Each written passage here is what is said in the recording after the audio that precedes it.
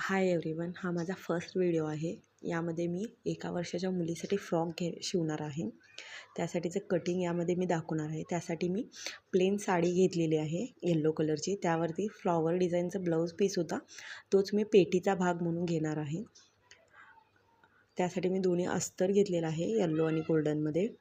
दोन्ही कॉटन घेतलेला आहे मी. आता आपण कटिंग पाहूयात. कटिंग करण्यासाठी मी जो आपला पेटीचा अस्तर आहे तो 4 फोल्डेड घेतलेला आहे आणि जॉईंट बाजू मी माझ्याकडं घेतले आहे. अशा प्रकारे आपण फोल्ड करून घ्यायचं आहे. ते व्यवस्थित असं सेट करून घ्यायचं आहे. इथे पूर्ण उंची, घेरची जी पूर्ण उंची आहे ती 8.5 आहे प्लस 1 इंच, असं 9.5 इंच झालेलं आहे. आता मी मार्किंग करून घेणार आहे 9.5 इंचावरती सर्व ठिकाणी. आता आपण जे मार्क केलेलं आहे ते मी जॉईंट करून घेत आहे. इथं अशा प्रकारे जॉईंट करून घेतलेला आहे. आता आपण छातीचा चौथा भाग माझा इथे 5 इंच आलेला आहे, प्लस मी 2 इंच मार्जिन घेतलेलं आहे. 7 इंचावरती आपण आता पॉईंट करून घेणार आहे.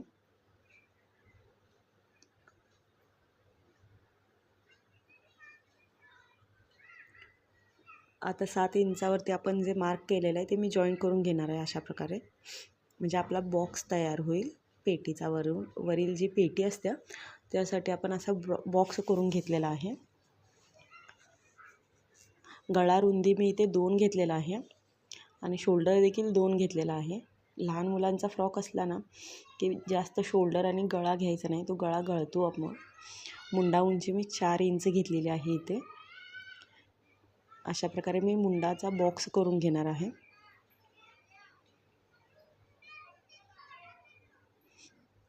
गळा उंची मी इथे 3 घेतलेला आहे.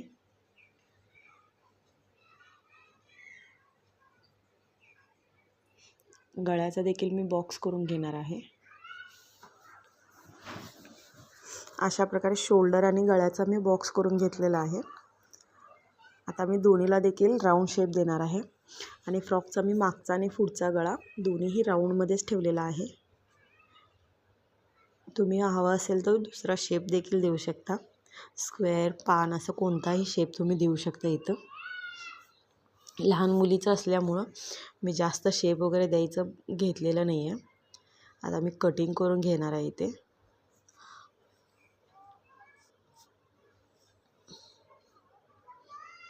हे बघा, अशा प्रकारे मी सर्व जे आपलं मार्किंग केलेलं आहे तिथून मी सर्व कटिंग करून घेतलं आहे.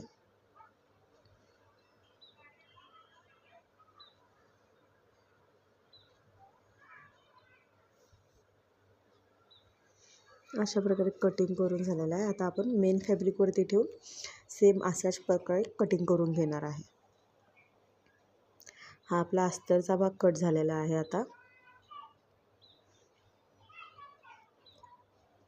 आता मी मेन फॅब्रिक देखील मी 4 फोल्डेड घेतलेला आहे आणि त्यावरती मी अस्तर सेट करून घेत आहे व्यवस्थित. असं कुठे कमी जास्त होऊ नये म्हणून मी सरकवून व्यवस्थित असं सेट केलेलं आहे इथे. आता मेन फॅब्रिक देखील मी सर्व बाजूने कट करून घेणार. फक्त गळ्याच्या बाजूने मी कट करणार नाही आहे. मेन फॅब्रिक जो आहे तो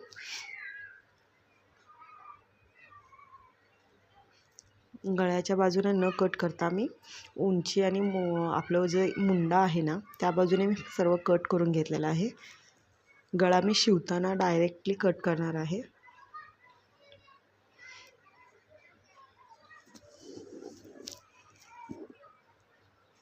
अशा प्रकारे आपलं जो मेन फॅब्रिक आहे तो पण मी कट करून घेतला. इथे पाहू शकता मी गळा कट केलेला नाही आहे. मी शिवतानाच डायरेक्टली कट करणार आहे गळा.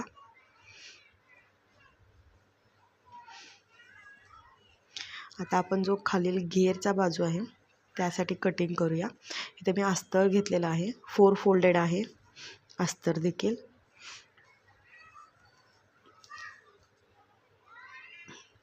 आणि जॉईंट बाजू माझ्याकडं आहे आणि घेरची उंची आहे 13 इंच. 13 इंच आहे घेरची उंची. मी थोडी उंची जास्तच ठेवलेली आहे, लहान मुलीचं आहे. कारण यूजमध्ये येत नाही फ्रॉक, नंतर ना आपण उंची वाढत जाते आणि फ्रॉक आखूड होतो, म्हणून मी उंची जास्तच ठेवलेली आहे. त्यामुळे परत यूज करता येईल असा आपला फ्रॉक बनेल. मी ते 13 इंचवरती पॉईंट करून घेतलेला आहे. आता सर्व पॉईंट मी जॉईंट करून घेणार आहे.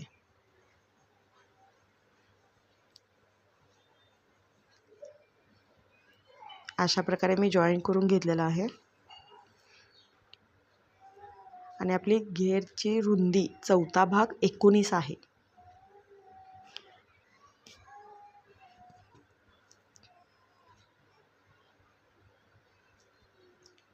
चार फोल्डेडमध्ये घेतलेला आहे. चौथा भाग 19 असा आपला घेर बनलेला आहे. आता आपण अस्तर कटिंग करून घेऊया. मार्किंग जिथे केलेलं आहे तिथे आता मी कटिंग करून घेत आहे.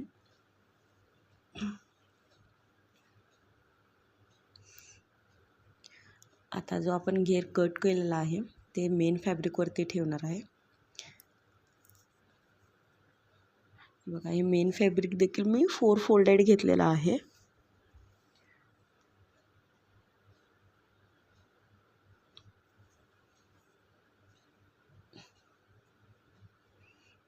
फोर फोल्डेड घेतलेला आणि व्यवस्थित अशी घडी करायची, कमी जास्त होऊ नये. आता त्यावरती मी इथे अस्तर जो आपण कटिंग करून घेतलेला घेरचा तो ठेवून घेणार आहे. व्यवस्थित ॲडजस्ट करायचा आहे. आपण कमी जास्त झालं ना तर शिवताना आपल्याला त्रास होईल, त्यामुळे आत्ताच आपण कटिंग करतानाच व्यवस्थित असं कटिंग करून घ्यायचं आहे.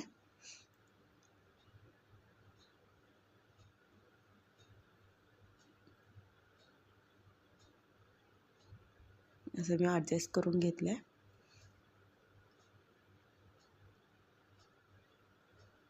आणि आता मी कट करून घेणार आहे.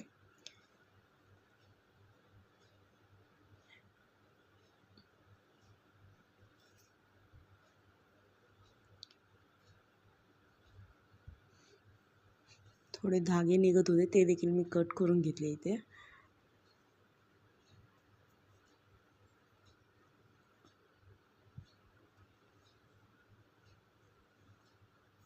आपण थोडासा घेर जास्त ठेवला कारण प्लेट्सचा घेर येणार आहे आपला. अशा प्रकारे मी प्लेट्स घेणार आहे, तुम्ही पाहू शकता. आणि माझ्या पुढील व्हिडिओमध्ये मी स्टिचिंग दाखवणार आहे, तर पुढील व्हिडिओ नक्की बघा. लाईक करा, शेअर करा आणि सबस्क्राईब नक्की करा.